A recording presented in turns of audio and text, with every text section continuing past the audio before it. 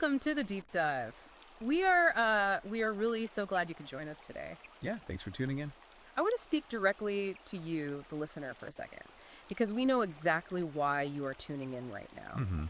You are someone who is actively looking to cut through the just the absolute noise and the endless spin of the modern media landscape. Right, the mainstream platitudes. Exactly. You are intensely curious about the actual history of our foundational institutions.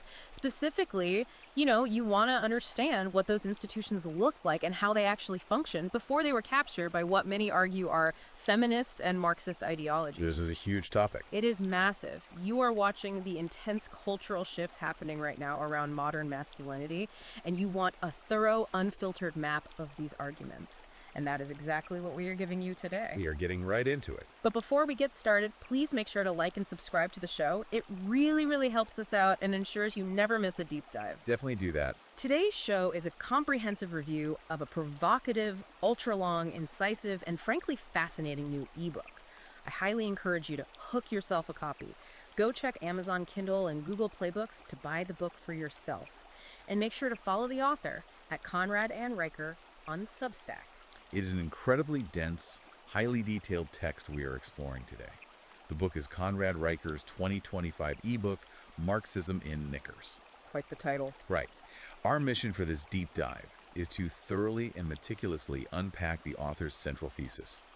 Riker argues that Western institutions, which he claims were originally built on strict meritocracy, raw competence, and traditional masculine virtues, have been systematically captured. Captured and reprogrammed. Exactly. Reprogrammed and ultimately dismantled by Marxist and feminist ideologies. We're going to be looking at a massive amount of data, historical references, legal statistics, and societal critiques that the author uses to build this very specific case. Now, before we go a single step further, we have a mandatory and very important disclaimer to make to you, the listener. Very important. Because this book contains highly politically charged content, touching heavily on left-wing and right-wing culture wars, feminism, men's rights activism, we must explicitly state that we are absolutely not taking sides today. Not at all. We are not endorsing the viewpoints, the politics, or the conclusions of this content. Our job is simply to impartially report on the text, convey the ideas, lay out the statistics, and explore the arguments exactly as they are contained in the original source material. We are just your guides to the text. Nothing more, nothing less. Okay, let's unpack this. Riker spends a significant portion of the early chapters establishing what the world looked like before this ideological capture. He paints a picture of a society built entirely on merit and uncompromising physical reality. Walk us through the baseline he establishes here. Well, he uses several very specific historical anchors to establish this baseline of a pre-captured society. For instance, he points to the Detroit auto unions and manufacturing plants of the 1950s. Okay, why Detroit in the 50s? Because Riker argues that in that specific era, promotions on the assembly line went to the absolute best machinist, period. It was an environment governed by the laws of physics and mechanical reality. So if you could build an engine that worked perfectly, you advanced. Yes, if you couldn't, you didn't. It was an environment where advancement was based on raw competence and merit, not on manufactured grievance, interpersonal politics, or diversity quotas. Got it. He uses this as a stark contrast to modern corporate culture, which he views as having entirely abandoned objective merit in favor of what he terms oppression-based advancement. He also brings up Teddy Roosevelt as a sort of avatar for this lost era. Oh, yeah. He uses Roosevelt as the ultimate archetype of robust, unapologetic masculinity, pointing out that this was a man who led the Rough Riders up San Juan Hill, won the Nobel Peace Prize, and essentially single-handedly created the national parks system. A very active physical legacy. Right. But Riker argues that modern institutions are actively attempting to rewrite or erase this exact type of history. Precisely. Riker points directly at the Smithsonian Institution. He claims that the Smithsonian has allegedly recast Roosevelt's monumental conservation legacy as colonial or even eco-fascism. Eco-fascism! That's a strong label. According to Riker's analysis of their recent exhibits, these institutions now spend significantly more time critiquing Roosevelt's traditional masculinity, his love for hunting, and his expansionist worldview, than celebrating the fact that he preserved millions of acres of wilderness. And Riker views this not as a mere historical update, I assume. No, he views it as a deliberate, ideological erasure of male excellence. He argues that if you can make a society ashamed of the men who built it, You can easily dismantle the structures they left behind. And he traces this concept that a civilization must actively cultivate tough masculine virtues to survive all the way back to antiquity. He spends a lot of time on the ancient Spartan agoge system. He does. For those who might only know the Hollywood version of Sparta, can you give us an ELI 5 and explain, like, I'm 5 on what the agoge actually was and how Riker applies it to his thesis? Absolutely. The agoge was the rigorous state-sponsored education and training program mandated for all male Spartan citizens. From the age of 7, boys were removed from their homes and placed in communal barracks. 7 years old. Yeah, very young. It was an incredibly brutal training regimen designed to forge young boys into resilient warriors through intense physical adversity, starvation, combat, and absolute discipline. Okay, but Riker obviously isn't advocating for child abuse, right? No. He uses the agoge as a historical metaphor. He argues that civilizations require a crucible of adversity to build what Nassim Taleb calls anti-fragility. Riker claims that modern educational systems do the exact opposite. By wrapping kids in bubble wrap. Basically, by eliminating dodgeball, banning tag, or pathologizing competitive play, we're shielding young men from the very adversity they need. He posits that civilizations require this hardened resilience to survive, and by dismantling the modern equivalent of the agoge, we're breeding societal fragility. That brings us to one of the most surprising and fascinating parts of the book. Riker argues that it's not just our history books or our gym classes that are being altered. He argues that the actual physical world around us is literally being, in his words, castrated. The architecture section. Yes, I want to dig into his analysis of architecture. He compares classic architects like Frank Lloyd Wright to modernist architects like Zaha Hadid and Rem Koolhaas. How exactly does one emasculate a building? If we connect this to the bigger picture, Riker is arguing that architecture is never neutral. It always reflects the dominant ideology of the ruling class. He praises the majestic, vertical, imposing structures of the past. Like skyscrapers. Right. He looks at Frank Lloyd Wright's Falling Water, traditional obelisks, or classic Art Deco skyscrapers as symbols of unapologetic masculine ambition, order, and stability. They conquer gravity and impose human will on nature. And the modern architects. He fiercely critiques them. He claims that architects like Hadid and Koolhaas design what he calls feminist utopias filled with gynecological, sweeping, or fluid aesthetics that lack structural hierarchy. Gynecological architecture. That is certainly a phrase. But he actually uses material science to back up this aesthetic critique, right? Yes, he doesn't just leave it at visual preference. He cites a Cambridge material science report claiming that traditional masculine designed buildings, which prioritize load-bearing right angles and brutalist structural integrity, have a 37% longer lifespan than these modern fluid designs. 37% is a massive difference. And he says these deconstructed designs often suffer from chronic leaking, structural fatigue, and immense maintenance costs. For Riker, the sterilization and fluidization of our city skylines is a literal, visual representation of society's emasculation. The form no longer follows function. The form follows ideology. And he points out that when corporations try to push this ideology onto the consumer, the market violently rejects it. The biggest example he unpacks is the infamous 2019 Gillette Toxic Masculinity ad campaign. Oh, that was a huge cultural flashpoint. Riker claims that by lecturing their own customer base and portraying ordinary traditional male behavior like boys wrestling or men approaching women as problematic and toxic, Procter & Gamble suffered an $8 billion loss in market value. That Gillette campaign is a cornerstone of his corporate critique. Riker frames this as men successfully voting with their wallets. He argues that corporations have been captured by HR departments that are completely disconnected from the actual consumer base. They alienated their core demographic. Exactly. When Gillette decided to act as a moral scold rather than a razor company, they alienated the very demographic that kept them in business. But Riker argues this reprogramming isn't just visual or corporate, it's sensory. He dedicates a whole chapter to what he calls audio neutering. He claims that every sensory input is being engineered to make men docile. Walk me through his arguments about music, movies, and electric vehicles. It is a remarkably comprehensive worldview. He argues that modern pop music has been intentionally stripped of deep, aggressive bass. Structurally removed. Yes. He cites military psychological studies linking heavy bass and rhythmic percussion to heightened aggression, adrenaline production, and warrior cohesion. Riker claims that the modern music industry heavily pushes high treble, effeminate synth beats, and whisper vocals. He mentions The Weeknd, I think. He does, pointing to artists like The Weeknd as examples of this vocal shift toward a softer, less threatening male presence. Furthermore, he claims Hollywood sound engineers are actively lowering the vocal pitches of male villains. Wait, so he's saying Hollywood is training us to fear deep voices? Exactly.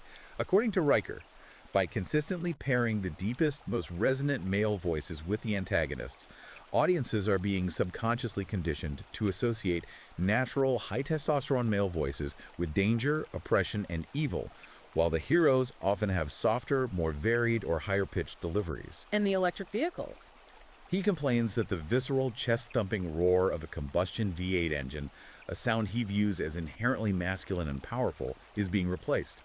He cites an instance where Mercedes allegedly hired Foley artists to design what he literally refers to as vaginal white noise for their electric vehicle. Yeah, vaginal white noise. Yes, ensuring the cars hum harmlessly rather than roar. That is a staggering way to view the world, where every building curve and car engine sound is part of an ideological war. But Riker argues that this cultural reprogramming inevitably leaks into the most foundational units of society. If the culture softens men up, the legal system goes in for the kill. Which brings us to family court. This is where he transitions to his extensive data on the family court system. And he does not mince words. He refers to the family law system as an extortion racket and a debtor's prison for men. What is the data he is looking at here? The statistical picture he paints is quite stark. He cites U.S. Census Bureau data and various legal meta-analyses suggesting that mothers win primary custody in anywhere from 82% to 92% of contested cases. And Riker is very careful to point out that this statistic holds true even when fathers are actively fighting in court for 50-50 shared parenting. Yes, it's not just men walking away. Furthermore, he notes that men pay 97% of all alimony in the United States. And how does Riker explain this disparity? Does he view it as a quirk of the legal system or something deeper? He argues that this isn't an accident, but the result of systemic ideological bias rooted in legal relics. Specifically, he targets the 19th century tender years doctrine. Can we pause there for an ELI 5? What exactly was the tender years doctrine, and how does a 19th century law apply to a divorce court today? Certainly. The tender years doctrine was a legal principle established in the 1800s that presumed mothers were inherently, biologically, and naturally better caregivers for young children in their tender years. Okay. Before this doctrine, custody generally went to fathers because children were viewed under English common law almost as property of the patriarchal estate. The tender years doctrine flipped this, creating a legal presumption of maternal custody. But that's not on the books anymore, is it? Officially, most modern jurisdictions have formally abolished this doctrine in favor of the gender-neutral best interests of the child standard. However, Riker's argument is that the ghost of the tender years doctrine still actively infects modern family court judges. Ah, I see. He claims that while the laws say they are gender neutral, the judges interpreting them still operate on a subconscious, overwhelming presumption of maternal innocence and paternal inadequacy. And this leads to a psychological trap that Riker calls the double bind, which he says modern men face in romance and law. Society, media, and romantic partners constantly demand that men open up, communicate their feelings, and show vulnerability. But Riker points to some fascinating data suggesting this is a trap. Yes, he cites a specific UCLA sociological study showing that when men actually do display genuine vulnerability, crying, expressing deep fear, or admitting weakness, it increases their romantic breakup rates by 23%. 23%. That's a massive penalty for doing exactly what they're told to do. Riker argues that despite what modern feminism claims to want from men, women are biologically hardwired to be repulsed by male weakness. But the double bind gets much more insidious when it reaches the courtroom. Right, because he claims this demanded vulnerability is actually weaponized against men. How does that mechanism work in family court? According to Riker, if a man goes to therapy during a failing marriage to open up as his wife requested, his therapist's notes about his grief, frustration, or depression are frequently subpoenaed during the divorce. That feels like a huge betrayal of trust. It is. The wife's legal counsel will then use those very expressions of vulnerability as documented proof of emotional instability, arguing that the father is too psychologically fragile to maintain custody of the children. So men are demanded to be vulnerable, punished romantically when they are, and then legally stripped of their children for having a documented emotional record. Exactly. He highlights several tragic, real-world anecdotes to underscore the human cost of this legal machinery. Let's talk about the story of James Miller. James Miller was an Ohio father whose case Riker uses as a prime example of this systemic failure. According to the book, Miller meticulously documented 37 separate formal legal requests for simply equal 50-50 parenting time with his children. The 37 requests. He jumped through every hoop the court demanded. Yet, he was continually denied by a system that Riker describes as heavily favoring the mother. Ultimately, Miller lost his home, his savings to legal fees, and access to his children due to what Riker asserts were completely fabricated, last-minute abuse claims made by the ex-wife. And those claims didn't need proof. According to Riker, they required zero initial evidence to trigger a restraining order, effectively evicting Miller from his own life. The stories get incredibly dark, leading to a grim statistical reality.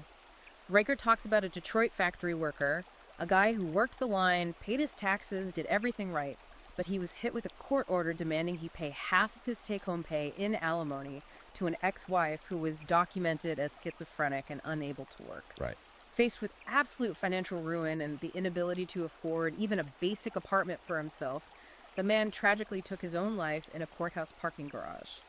Riker notes that his suicide note explicitly mentioned his inability to escape alimony prison. Riker links this tragic anecdote directly to CDC data, showing that men die by suicide at roughly 3.5 to nearly 4 times the rate of women. 4 times the rate. Yes. And Riker aggressively pushes back on the mainstream narrative that male suicide is caused by toxic masculinity, preventing men from seeking help. Instead, he argues that the family court system, through financial extortion and parental alienation, is literally driving men to their deaths. And if a man finds himself in a volatile situation at home, Riker argues the system is rigged against him before a judge even gets involved, specifically through something called the Duluth model. Let's do another ELI 5 here. What is the Duluth model, and why does Riker dedicate so much time to tearing it down? The Duluth model is a highly influential framework used for domestic violence intervention, developed in Duluth, Minnesota in the early 1980s. It is heavily utilized to train police departments and shape domestic violence laws across the country. How does it work? The core tenet of the Duluth model is rooted in feminist theory. It posits that domestic violence is not caused by psychological issues, substance abuse, or relationship dynamics, but is instead fundamentally a tool of patriarchal control. Therefore, it assumes that in almost all cases, the man is the perpetrator, utilizing societal power to oppress the female victim. But Riker brings in conflicting data regarding domestic violence rates, right? Exactly. Riker cites epidemiological data suggesting that in non-reciprocal domestic violence, where only one partner is hitting women, are actually the instigators over 70% of the time. 70%. Yet because police are trained under the Duluth model's assumptions, when officers arrive at a domestic disturbance, they are heavily predisposed to arrest the man. Riker details scenarios where a man will call the police because his wife is attacking him, but when the police arrive, they arrest the man. Even if he's the one who called. Even if he is the one with defensive scratch marks, because the Duluth framework dictates that he must be the underlying patriarchal aggressor. If we take Riker's data at face value, you really have to consider how these models are actively shaping the lives of men today. If you are a man entering that system, Riker's premise is that the deck is stacked against you, operating on a presumption of male guilt. Here's where it gets really interesting. Riker argues that this presumption of guilt has metastasized out of family court and into the broader culture, leading to the weaponization of false accusations. He takes direct aim at the Me Too movement and the rise of Title IX campus tribunals. Riker argues that these movements have effectively destroyed the concept of due process in Western society. He claims we have rapidly regressed to a guilty until proven innocent framework. A complete inversion of the justice system. In this new paradigm, he argues, a single anonymous tweet, an unverified accusation, or a campus rumor can permanently end a man's career, destroy his reputation, and ruin his life, with absolutely zero requirement for physical evidence. And he doesn't just treat false accusations as a rare anomaly, which is often the counter-argument. He points to Department of Justice and FBI data that he claims shows 8% of rape allegations are provably, demonstrably false. 8% is a highly significant number in his view. Right. He argues that 8% isn't just a statistical margin of error, When applied to the population, it represents thousands of innocent men targeted by what he specifically calls emotional terrorism. He says mainstream feminist organizations brush this off as collateral damage, but for the men involved, it's an absolute holocaust of their lives. To cement this point, he dives deep into several high-profile historical examples where the media and the legal system colluded to destroy innocent men. The 2006 Duke lacrosse case is his primary anchor. Yeah, that case was everywhere. This is a vital case to understand Riker's worldview. 3 young collegiate athletes had their lives and reputations completely dismantled by a false claim of gang rape from a stripper named Crystal Mangum. What makes this case crucial for Riker is the behavior of the authorities. Right, because the district attorney, Mike Nafon, aggressively pursued the case despite glaring inconsistencies. Walk me through the mechanics of how that case fell apart and why Riker uses it as proof of systemic bias. Mike Nafong was up for re-election and faced a tight race. Riker argues Nifong utilized the accusation to pander to a specific political demographic, aggressively pushing the narrative of privileged, toxic, white male athletes abusing a marginalized woman. He ignored the evidence. He actively suppressed exonerating DNA evidence that proved the players were not involved.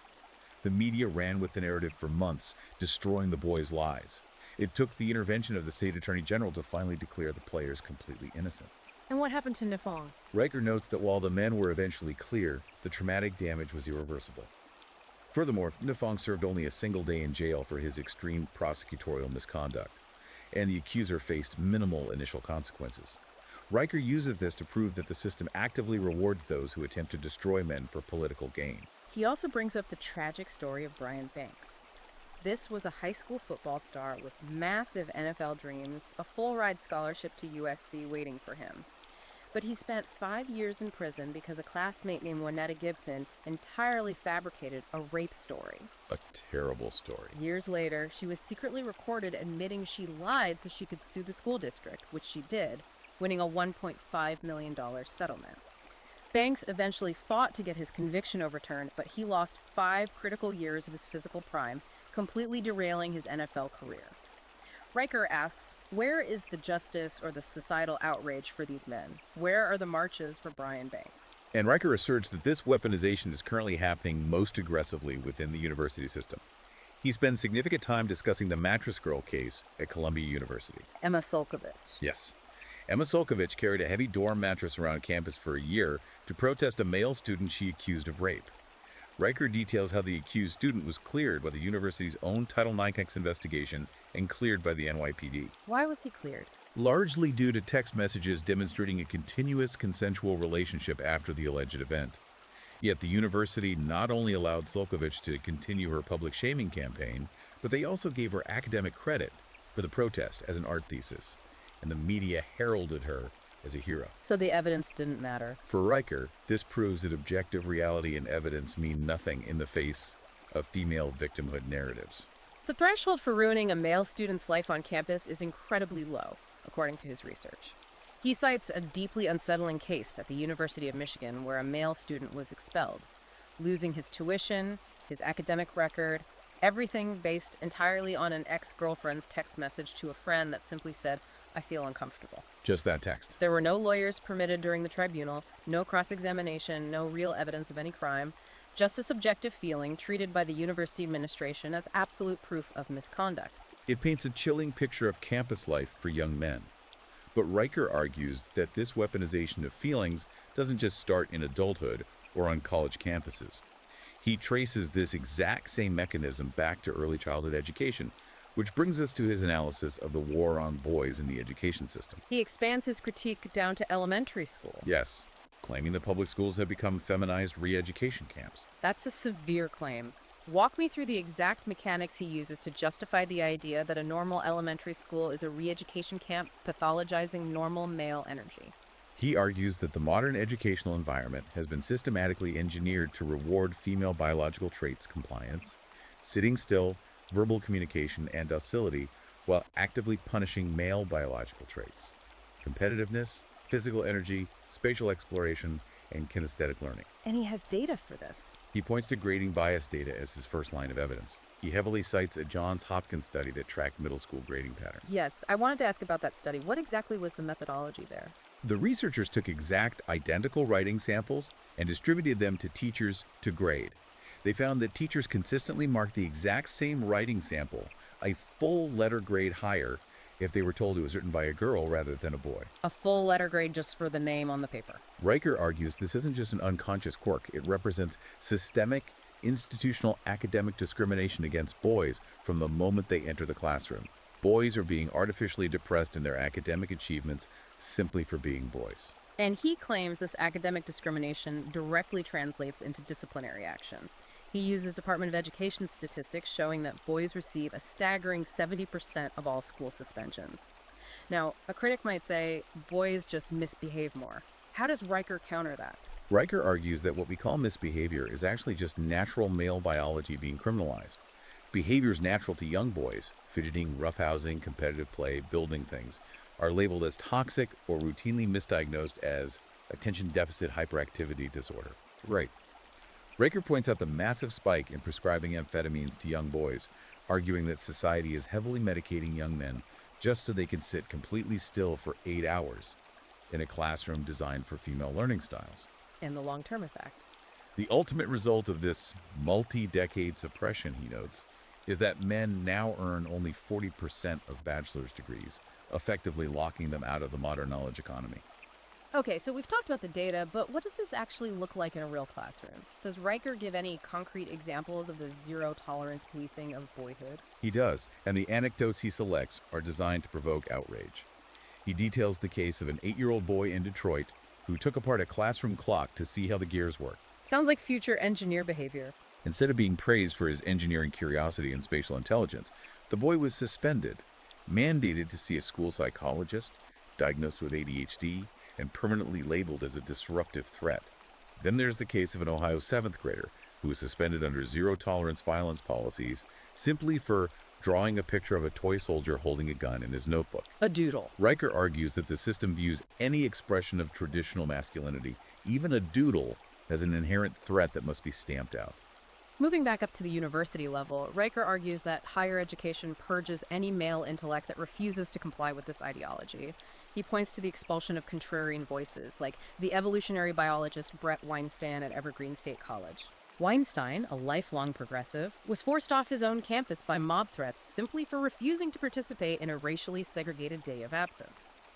Riker also extensively references Dr. Jordan Peterson's rise to prominence, framing Peterson's early battles against compelled speech legislation in Canada as a desperate defense of male truth-seeking against the pathologization of traditional masculinity in academia. This raises an important question, one that Riker asks explicitly. What are the long-term geopolitical implications of this educational strategy? Right. This is happening everywhere in the West. Riker points to reports of a Missouri school district forcing disruptive boys to wear empathy corsets, literal heavy vests meant to restrict movement and force emotional reflection, and keeping feelings journals. He contrasts this directly with rival nations like China. What's China doing differently?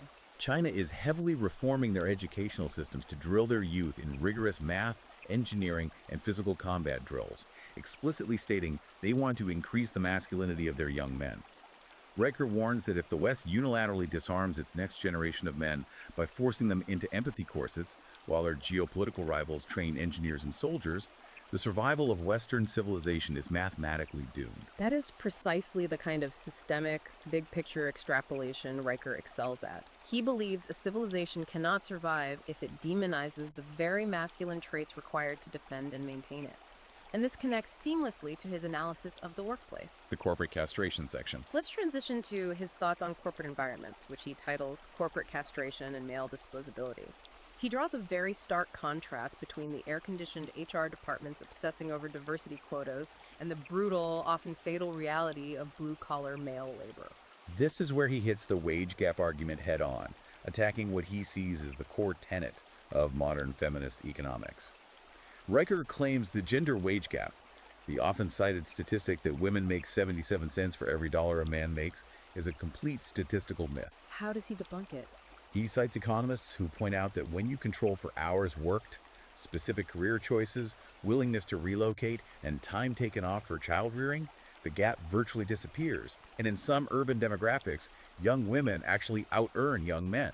But Riker says, while society endlessly debates this mythical wage gap, it completely ignores the very real death gap. Right. And he pulls Bureau of Labor Statistics data to back this up, showing that men account for a staggering 92% to 93% of all workplace fatalities. Exactly. Men are the loggers, the roofers, the underwater welders, the oil riggers, the commercial fishers. They perform the hyper-dangerous, physically brutal tasks that keep the electricity on, the water running, and the supply chains moving. The essential jobs. Broker uses this data to unpack what he calls the disposable male syndrome. Society, he argues, relies absolutely on men to do the dangerous, dirty, and lethal jobs that keep civilization from collapsing, but offers them zero gratitude or societal power in return. And how does corporate HR play into this disposability? Riker characterizes modern corporate HR departments as ideological firing squads. He argues that these HR departments force the very men who generate the actual value for the company to sit through mandatory unconscious bias training seminars. In these seminars, men are explicitly told that they are privileged oppressors, regardless of their actual socioeconomic background. Right. Riker cites Harvard Business Review data suggesting that these mandatory diversity trainings are not only spectacularly ineffective at their stated goals, often reducing minority hiring, but they drastically spike resentment, anxiety, and disengagement among male employees. Riker's claim is that this isn't just annoying, it's actually physically dangerous. He blames these diversity initiatives for real-world fatal disasters. He points to incidents like the Permian Basin oil rig disaster and a massive scaffolding collapse in Miami. He connects those to HR. Riker directly attributes these tragedies to companies prioritizing diversity hires and prioritizing inclusive safety protocols over raw, uncompromising physical competence and years of hard-won experience. His logic is brutal. When you lower physical standards to meet corporate quotas in a dangerous environment, the laws of physics take over and people die. He also explores how corporate environments treat male dissent. He dedicates a section to the famous case of James Damore, the software engineer fired from Google. The Google memo. Damore's crime was circulating an internal memo that cited mainstream, peer-reviewed evolutionary biology and psychology to explain why there might be statistical gender differences in tech interests and leadership roles. Yeah. He wasn't arguing that women couldn't code. He was offering a biological explanation for the statistical disparities. But HR didn't see it that way. Riker argues that Damore was fired not for being factually wrong, but for stating objective biological facts that contradicted HR's deeply held feminist ideology that all disparities must be the result of systemic sexism. Damore was a sacrificial lamb to the HR apparatus. And when Riker talks about the ultimate example of male disposability, he looks at the government level. He points out the sheer hypocrisy of the military draft, the selective service. He notes that 58,220 American men died in the bloodbath of the Vietnam War, drafted completely against their will, forced to fight and die in a jumble. A staggering number. Meanwhile, modern feminist organizations have fought tooth and nail in the courts to ensure women remained exempt from registering for the draft. Riker's conclusion here is biting. He says they demand absolute 50-50 equal representation in the air-conditioned boardroom, but are completely silent when it comes to equal representation in a muddy body bag. It is a profound, glaring contradiction that Riker exploits to devastating effect. He argues that society demands male sacrifice, male protection, and male provision as a baseline expectation, but simultaneously demonizes male authority, male bonding, and male identity. Which leads right into his next argument. This dynamic, where ideology trumps reality and victimhood, is weaponized as a tool for financial and social power, is the primary focus of his next major argument, the victimhood industrial complex. Riker really investigates the financial incentives behind all of this, what he calls the oppression gold rush. He argues that modern social justice activism isn't about equality at all. It's not a grassroots moral movement. It is treated as a highly profitable grift and a mechanism for corporate shakedowns. Yes. He says the people screaming the loudest about systemic oppression are often the ones getting extraordinarily wealthy off of it. The examples he provides are meant to meticulously illustrate this financial exploitation. He points directly at Patrisse Cullors, the co-founder of the Black Lives Matter global network. Riker notes that while the organization brought in tens of millions of dollars in donations following social unrest, Cullors proceeded to purchase multiple luxury homes worth millions of dollars in predominantly white, affluent neighborhoods, while the organization's broader finances remained highly opaque. It's treated as a franchise. Riker frames this not as an anomaly, but as the intended feature of the system. Activism acting as a lucrative, tax-exempt franchise for the founders, rather than a mechanism for actual community uplift. He also digs into the legal system with what he calls ADA lawsuit mills. Can you give us an ELI 5 on how these lawsuit mills actually operate, particularly regarding the website accessibility overlays he mentions? Certainly. The Americans with Disabilities Act was designed to ensure physical access for disabled individuals. But Riker argues activist lawyers have weaponized the law into a protection racket. How does that look in practice? In the physical world, lawyers will drive through strip malls looking for slightly worn parking lines or mirrors hung an inch too high and immediately sue the small business owner, demanding a $12,000 settlement to drop the suit. And on the internet. The new frontier is digital. These law firms deploy bots to scan thousands of small business websites to see if they perfectly comply with complex visual impairment coding standards. If a mom-and-pop bakery's website isn't perfectly coded for screen readers, the firm threatens a massive lawsuit. So they just extort a settlement. The only way out is to pay a hefty settlement and buy expensive accessibility overlay software, often sold by companies with ties to the activists themselves. It's a systemic shakedown that produces no real-world benefit, but bankrupts small business owners. Riker also targets major corporate virtue signaling. He argues that global brands exploit progressive ideology purely for marketing profit while engaging in highly unethical practices behind the scenes. He highlights Philip Morris selling LGBTQ+ inclusive branded cigarettes in Western markets to score ESG points, while knowingly selling highly addictive, deadly products. This classic deflection. He also points to Unilever, the massive conglomerate that runs the famous empowering feminist Dove soap campaigns telling women to love their bodies. Riker notes that while Unilever is winning awards for feminist marketing in New York, they are simultaneously exploiting female tea workers in Kenyan fields for pennies an hour under grueling conditions. He views this woke capitalism as a cynical smokescreen designed to distract from corporate rapacity. And he traces this grift all the way down to the individual consumer level. One of the most fascinating micro examples he points out is the fake emotional support animal industry. Oh, this one is wild. Riker talks about online certificate mills, where literally anyone can take a 5-minute meaningless multiple choice quiz online, pay $50, and receive a laminated certificate declaring their untrained pit bull, or even a tarantula, as a legally protected emotional support animal. A tarantula.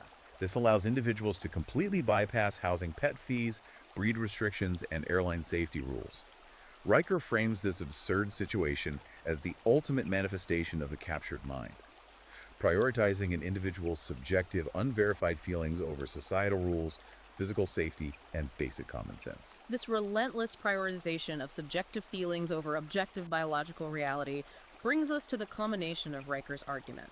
The final chapters of his book focus heavily on the fundamental attack on biology, and then, crucially, he lays out his specific blueprint for how men can fight back against this captured system. Let's start with the biology. Riker goes hard on the data here. He does. He argues that the attack on masculinity isn't just cultural, it is chemical and biological.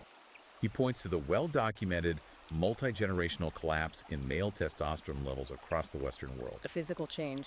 While some attribute this to microplastics or diet, Riker argues that society is actively culturally engineering men to be more docile by pathologizing high testosterone behaviors. He brings up the massive medical scandal at the Tavistock Clinic in London.